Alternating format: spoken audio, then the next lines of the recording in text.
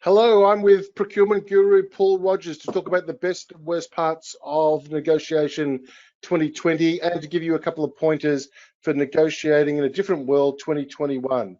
Paul, as usual, you've got your timing wrong, typical procurement. We're in Australia. We're luckily enough to not be wearing masks most of the time. So I don't know why you're wearing that. How are you? I'm good. How are you? Yeah, we can't hear a word you're saying, which is typical. We can never understand half of what procurement says. Would you mind taking the mask off? Yeah, there's really How's no that? need. Oh, much better. Thank you for that. Right, I have sent $30 million worth of our book, Sales versus Procurement, to the Victorian government on the creeping assumption that they might want it. But unfortunately, they haven't sent the PO as yet. I know you're disappointed by this. We can't retire to the Bahamas just yet, but who knows? Maybe the Victorian government will see the light and come back and buy all those copies to help them out. What do you think? I think they may have some money left over at the end of the financial year. So on the 30th of June, close to midnight, you may get, hello, Elliot. Yeah, about those books. Let's hope so. So what's the best or worst negotiation story you've seen in the middle of mostly COVID-19 2020? Well, let's take the Victorian state government, please. We'll say a stakeholder wanted to buy the biggest single contract for security hours in the world, 600,000 hours. And when she asked a stakeholder, who we shall call David, to protect his true identity, was asked, what's your normal rate? Knowing that a typical going rate was $45 to the client, and a typical rate in the pocket of the security guard was $20 an hour, David quoted $51 an hour.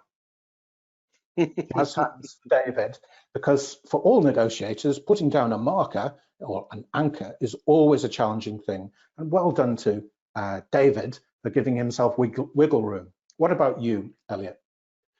Yeah, I think people need to be far more confident in understanding what the client's trying to achieve. And in this case, he saw the desperate need. And I think coming up in 2021, you've said this as well, there's going to be a lot of businesses struggle when JobKeeper comes off and when the market changes next year.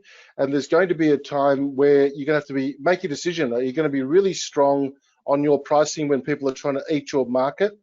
Are you going to work on other terms and other issues like service or quality or terms? And I guess that is my story of the year, is how inflexible some companies have been.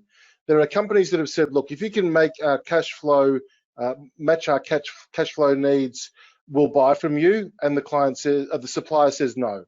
And the client has said, well, we'd like you to be more flexible in how you charge us in year 2 or year 3. Can we change the terms of those contracts? And the supplier has said no, because they're in a hole. Well, those people who are inflexible are going to continue to be inflexible next year, and you're going to find yourself with contracts that are either broken or lost to someone who is far more flexible. That's my tip for 2021. Flexibility is the key to retaining and growing business. Well, I'll say to you that no matter what procurement people tell you about headline savings, the common theme for virtually all of them is resilience.